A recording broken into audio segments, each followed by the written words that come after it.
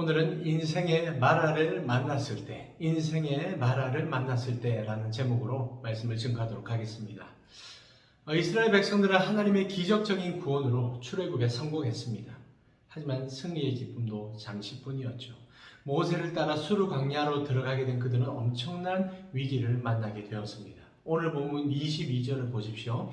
모세가 홍해에서 이스라엘을 인도하며 그들이 나와서 수르 광야로 들어가서 거기서 사흘 길을 걸었으나 물을 얻지 못하고, 그렇습니다. 그들은 광야길을 3일 내도록 걸었습니다.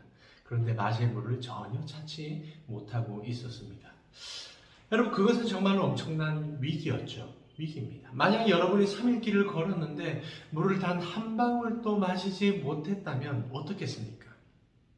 오늘 우리가 보고 있는 이 사건은 단순히 옛날 옛적 이야기가 아닙니다. 이스라엘 백성들이 직면했던 실제 상황입니다. 그들은 수많은 짐들을 울러매고 약 70km나 되는 장거리를 쉬지 않고 걸었습니다. 그런데다 그 중에는 어린아이들과 노약자들도 있었죠.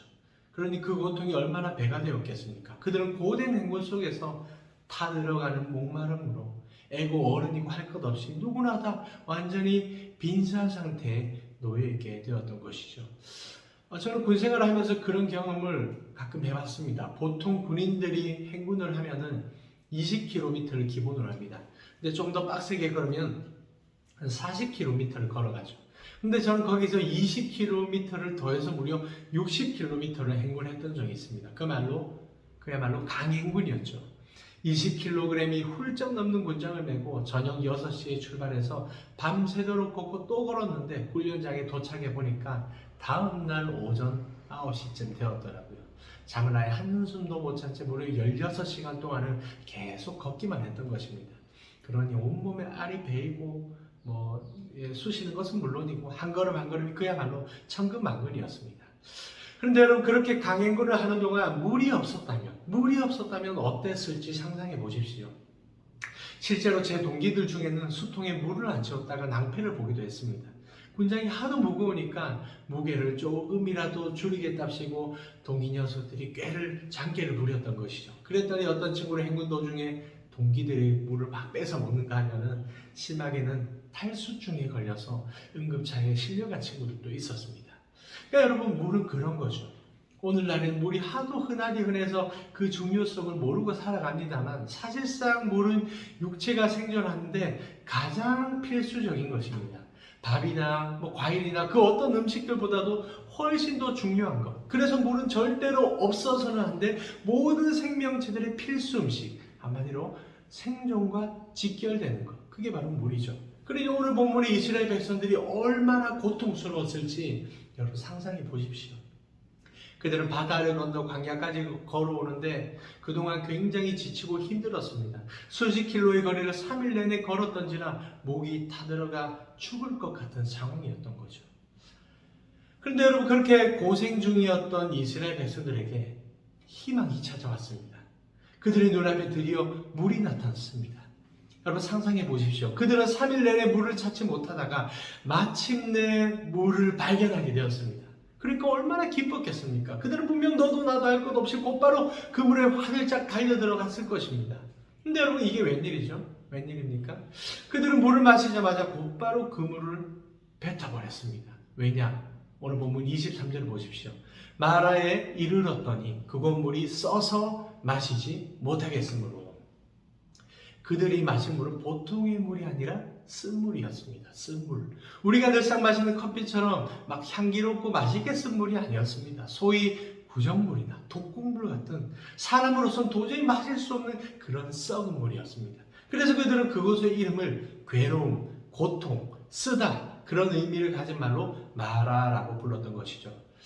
여러분, 저와 여러분이 그때 그 이스라엘 백성이었다고 한번 상상해 보십시오. 내가 그들이었으면 어땠을까요? 그렇게 목이 마른 상태에서 썩은 물을 마시게 되었다면 과연 기분이 어떻겠습니까? 오늘 본문 24절 보십시오. 백성이 모세에게 원망하여 이르되 우리가 무엇을 마실까 하네. 그때 이스라엘 백성들이 모세에게 보였던 반응은 너무나도 자연스러운 것입니다, 여러분. 3일 내내 강행군을 하다가 목이 말라 죽을 것 같은 상태에서 이 똥물 같은 썩은 물을 마시게 되었으니 얼마나 짜증이 나고 화가 났겠습니까? 그래서 그들은 원망하고 불평했던 것이죠. 아니 도대체 이제는 우리가 뭘 마셔야 됩니까? 차라리 바닷물이라면 목이라도 죽이지. 이제는 우리들은 이런 썩은 물을 먹으라고요? 아니 진짜 이러다가 우리 목말라 죽어버리겠습니다.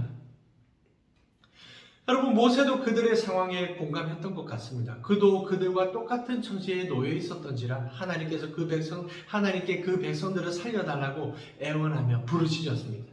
그러자 하나님께서 모세에게 한 나무를 보여주시면서 그것을 쓴물에 던지게 하셨죠.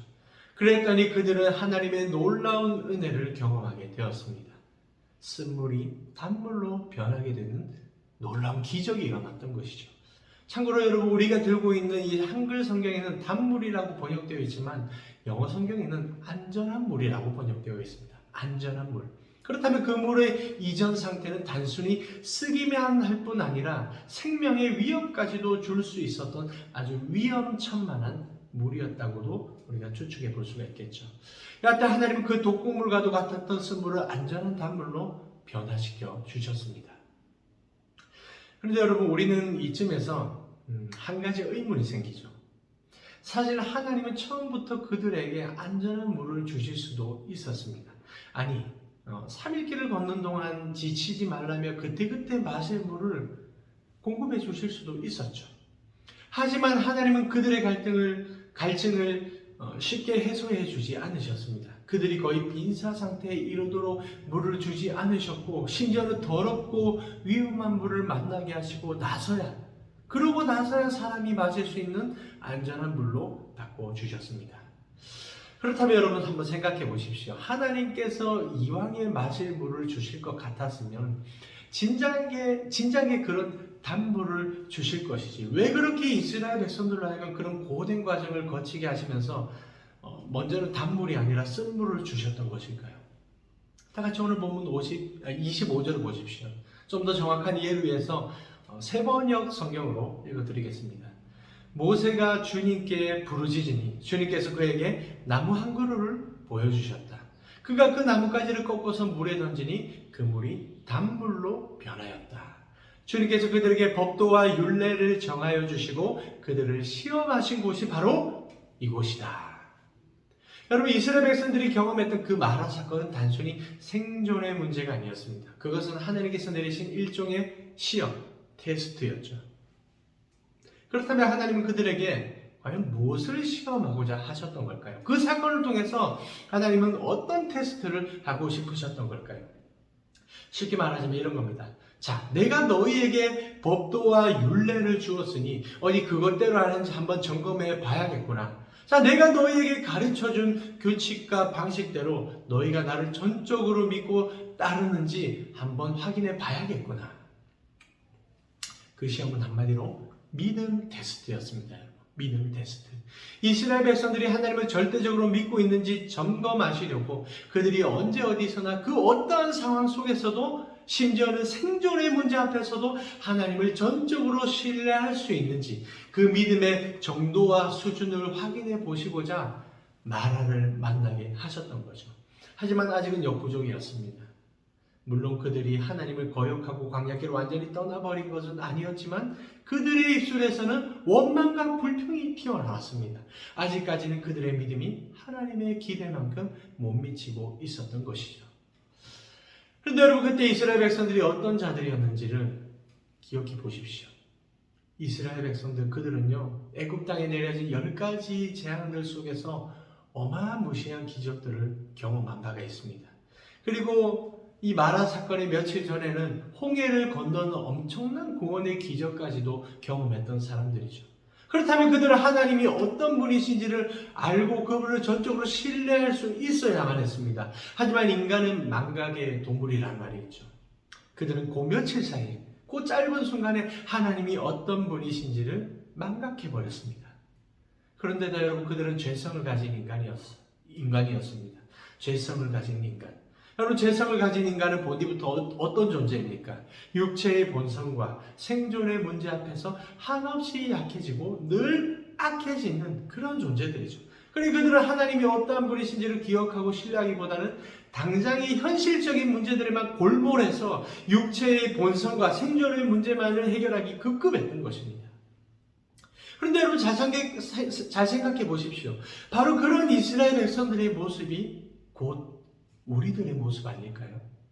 우리도 그들처럼 하나님의 엄청난 구원을 경험했습니다. 예수 그리스도를 믿고 성령의 거듭남으로 홍해 사건보다 더 큰 구원의 기적을 경험했습니다. 그런데다 우리도 이스라엘 백성들처럼 인생을 살아가면서 하나님의 크고 작은 기적들, 그 놀라운 은혜와 복들을 얼마나 많이 누려왔습니까? 우리가 다 깨닫지 못하고 기억하지 못해서 그렇지, 사실은 하나님께서 우리의 인생 가운데 굉장히 많이 개입해 주셨고요. 또 엄청나게 많은 능력과 도움들을 베풀어 주셨습니다. 하지만 우리는 그 사실을 망각하고 살아갈 때가 많죠.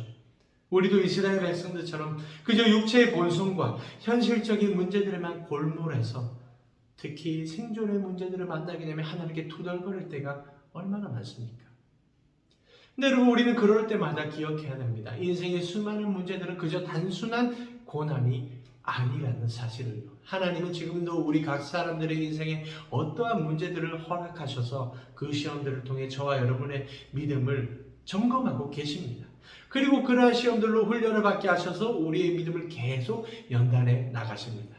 그러니 우리가 하나님의 의도를 안다면 인생의 마라를 만났을 때 어떻게 반응해야 되겠습니까? 믿음의 반응을 보여야 되겠죠. 믿음의 반응. 하나님을 불신하는 원망과 불평이 아니라 혹여나 순간적으로 불평과 원망을 하더라도 모세처럼 하나님께 부르짖으며 그분을 더욱더 신뢰하고 전적으로 의지해야 된다는 사실이죠. 사랑하는 여러분, 혹여나 요즘 마라와 같은 인생의 문제들에 직면하고 있지는 않습니까? 그 옛날 이스라엘 백성들처럼 당장에 죽을 것 같은 생존의 문제들이나 크고 작은 현실의 문제들로 골머리를 앓고 계시지는 않습니까? 그렇다면 하나님이 과연 어떠한 분이신지를 잘 생각해 보시기 바랍니다. 하나님은 애굽에서 첫 번째 재앙을 강이 피로 변하게 하시는 놀라운 재앙을 보여주셨습니다. 기적이었죠. 마실 수 있는 물을 마실 수 없게 하셨습니다. 그런데 오늘 본문에서는 어떻게 하셨습니까? 독약같이 쓴 물을 안전한 단물로 바꿔주셨습니다. 마실 수 없는 물을 마실 수 있게 하셨던 것이죠. 그리고 하나님은 홍해라는 아주 거대한 물을 멈추게도 하셨고 흐르게도 하셨습니다. 홍해라는 거대한 물이 있게도 하셨고 반대로 없게도 하셨습니다. 그야말로 유가무가 되고 무가유가 되는 엄청난 능력을 보여주셨던 것이죠. 그러니까 여러분, 우리가 믿는 하나님은 바로 그렇게 놀라우신 분입니다. 너무나도 위대하신 분이죠. 자연의 질서를 초월하셔서 그 질서를 자유자재로 다루시는 능력의 주님. 따라서 우리가 그분의 존재와 그분의 행하심이 어떠한지를 안다면 우리 인생의 마라들 앞에서, 우리 그 인생의 마라들 앞에서 어떠한 자세로 또 어떠한 태도로 살아가야 되겠습니까? 그 모든 문제들을 능히 다루시는, 능수능란하게 만들어 가시는 전능의 하나님을 전적으로 믿고 의지해야 됩니다. 그리고 여러분, 오늘 본문이 우리에게 덤으로 가르쳐주는 또 한 가지 사실이 무엇입니까? 하나님은 홍해의 기적도 베풀어 주시지만 마라의 기적도 베풀어 주십니다. 다시 말해서 하나님은 홍해와 같은 큰 문제들도 해결해 주시지만 마라와 같은 작은 문제들도 해결해 주십니다. 하나님께서 보여주신 홍해의 기적은 장차 있게 될 인류의 구원을 미리 보여주었던 아주 중대한 사건이죠. 다시 말해 홍해는 인류의 모든 존재와 모든 인생에 관한 중대한 문제, 고난이도의 문제입니다. 하지만 그에 비해 마라는 육체적인 문제나 생존의 문제 등에 관한 차등의 문제죠. 하지만 하나님은 문제의 경중을 가리지 않으십니다. 어려운 문제든 쉬운 문제든 그 모든 중차대한 문제들에 다 개입해 주십니다. 그러니 우리는 우리의 존재와 모든 인생에 관한 크고 어려운 문제들만 그분께 아뢰 것이 아니고 당장의 현실과 생존에 관한 아주 사소한 문제들까지도 하나하나 그분께 다 아뢰어야 한다는 사실이죠. 오늘 본문에서 모세가 여호와께 부르짖었다라는 표현은요, 이스라엘 백성들이 하나님을 의지할 때마다 습관적으로 보였던 반응입니다. 그러니까 그 부르짖음은 나쁜 습관이 아니라 좋은 습관이죠. 요즘 유행하는 표현을 좀 빌리자면은 그야말로 이기는 습관입니다. 이기는 습관. 실제로 이스라엘 백성들이 힘들 때마다, 인생의 고비와 문제들을 만날 때마다 그렇게 하나님을 향해서 부르짖었습니다. 대표적인 예가 애굽에서의 노예 시절 아닙니까? 그들은 애굽에서의 고된 노동으로 하나님께 탄식하며 부르짖었습니다. 마찬가지로 오늘 본문의 모세도 그렇게 하나님을 향해서 부르짖었죠. 그리고 훗날에는 그 후손들과 믿음의 자손들도 다 그렇게 인생의 문제들을 놓고 하나님께 부르짖었습니다. 믿음의 백성들에게는 기도로 인생의 문제를 해결받는 믿음의 좋은 습관이 있었기 때문이죠. 그래서 히브리서의 기자가 이렇게 증언하는 것입니다. 믿음이 없이는 하나님을 기쁘시게 하지 못하나니 하나님께 나아가는 자는 반드시 그가 계신 것과 또한 그가 자기를 찾는 자들에게 상 주시는 이심을 믿어야 할지니라. 아멘. 사랑하는 여러분, 여러분에게는 믿음의 좋은 습관이 있습니까? 인생의 문제들을 만날 때마다 하나님께 부르짖는 그런 진정한 의미에서의 이기는 습관을 갖고 계십니까? 그렇다면 방금 읽어드린 히브리서의 말씀처럼 하나님께서 우리에게도 기도 응답이라는 상을 베풀어 주실 것을 확실히 믿으시기 바랍니다. 그 믿음으로 하나님 아버지께 크고 작은 문제들을 다 아뢰시기 바랍니다. 응답될 때까지 간구하십시오. 그리고 무엇보다 지금 당장 우리 삶에 놓여진 마라와 같은 문제들로 원망하거나 불평하지 마시고 그 문제들을 내어주신 출제자 하나님의 의도를 꼭 기억하시기 바랍니다. 하나님은 결코 우리를 죽게 내버려 두지 않으십니다. 그 모든 문제들로 우리의 믿음을 점검하시고 더 나아가 그 믿음을 더욱 연단시켜 주십니다. 그러니 여러분 오늘도 이 사실을 명심하고 인생의 마라를 만날 때마다 늘 믿음으로 간구하며 살아가시는 저와 여러분들이 되시기를 주님의 이름으로 축복합니다.